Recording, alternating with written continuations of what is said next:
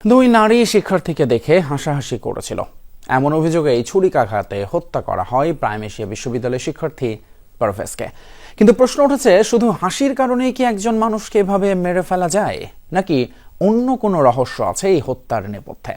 তাছাড়া এই দুই নারী শিক্ষার্থী বা কারা?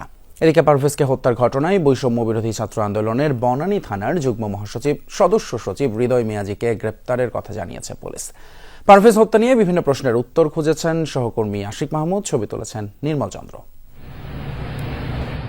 প্রাইম এশিয়া বিশ্ববিদ্যালয়ের শিক্ষার্থী জাহিদুল ইসলাম পারভেজ হত্যাকাণ্ডের সূত্রপাত এখান থেকেই। 19 এপ্রিল বিকেলে পরীক্ষা শেষে বনানীর একটি দোকানে বন্ধুদের সাথে আড্ডা দিচ্ছিলেন পারভেজ। হঠাৎই পাশের আরেকটি দোকানে দুই নারী শিক্ষার্থীকে দেখে হাসি ঠাট্টা করেন পারভেজ, এমন অভিযোগ ওই দুই নারীর। ডেকে আনা হয় তাদের বয়ফ্রেন্ডদের। এই ঘটনার জেরে ক্যাম্পাসের জুনিয়রদের সাথে কথা কাটাকাটি, এক পর্যায়ে উপর্যুপরি ছুরিকাঘাত করা হয় পারভেজকে। সেদিন ঠিক কী ঘটেছিল পারভেজের সাথে? সত্যিই কি তিনি ইফটিজিং করেছিলেন? সরেজমিনে এই ঘটনার দুজন প্রত্যক্ষদর্শীর সাথে কথা বলেছে যমুনার নিউজ টিম। উঠে এসেছে ঘটনার বিস্তারিত। এখানে যদি অন্য কেউ হতো তাহলে আমরা বিশ্বাস করতাম না ইফটিজিং করতে পারে, বাট পারভেজ ভাইয়ের ক্ষেত্রে এই কথাটা মানানসই না। তারপর দেখলাম যে ওই তিনটা ছেলে একদম ফ্রেশার ভার্সিটির, ওরা এক সপ্তাহ হয়েছে অ্যাডমিশন নিছে, তো ওরা তকরাতকরি করতেছে, ওরা এইভাবে থ্রেডও করতেছে যে একটা ফোন দিলে সব দেখবো যে আইসা তুলে নিয়ে যাবো, চিনো আমাদেরকে, এটা সেটা। এই ছেলেটার সাথে আগে কোনো শত্রুতা আসলে হওয়ারই কথা না। তারা তিনজনে কিন্তু ওই দাপটটা দেখাইছে তারা এখানের স্থানীয়, হ্যাঁ এখানের স্থানীয়, সেজন্য তারা এই যে বনানী করাইল বস্তি বা মহাখালীর ওখানে কিশোর গ্যাংদের নিয়ে তারা এই ঘটনাটা ঘটাইছে। শিক্ষার্থীরা জানায়, পারভেজকে ছুরিকাঘাত করার আগে ভুল বুঝাবুঝির বিষয়টি মীমাংসা করে দিয়েছিল প্রাইম এশিয়া বিশ্ববিদ্যালয়ের প্রক্টোরিয়াল বডি।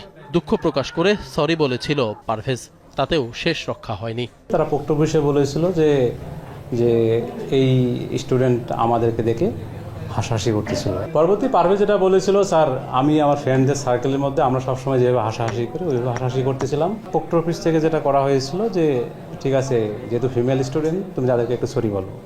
সে সিনিয়র স্টুডেন্ট, আর তিনজন স্টুডেন্ট যারা ছিল আমাদের প্রাইম এশিয়া তারা ছিল জুনিয়র স্টুডেন্ট, তাদের সামনেই তাদেরকে সরি বলছে। সে বিষয়টা এখানে মীমাংসা হয়ে গিয়েছে, আসলে সেটেলড হয়ে গিয়েছিল। তো অনুসন্ধানকালে জানা গেছে ওই দুই নারী শিক্ষার্থী বনানীর ইউনিভার্সিটি অব স্কলার্সের শিক্ষার্থী। একজনের নাম ফাতেমা তাহসিন ঐশী, পড়েন বিবিএতে। অন্যজন ইংরেজি বিভাগের ফারিয়া হক টিনা।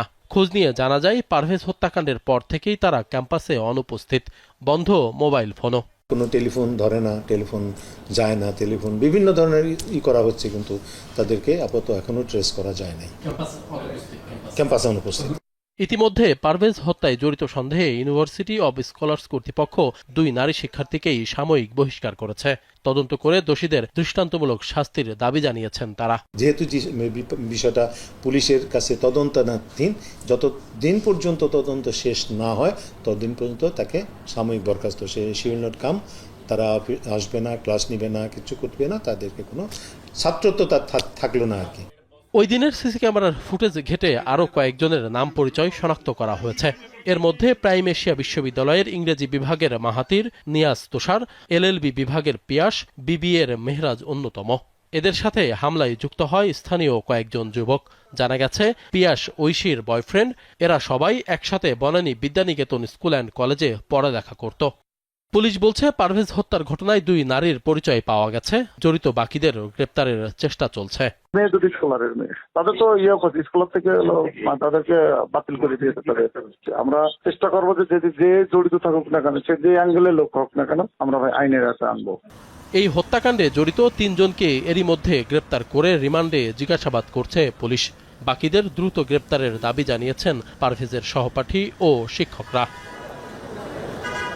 আশিক মাহমুদ, যমুনা নিউজ, ঢাকা।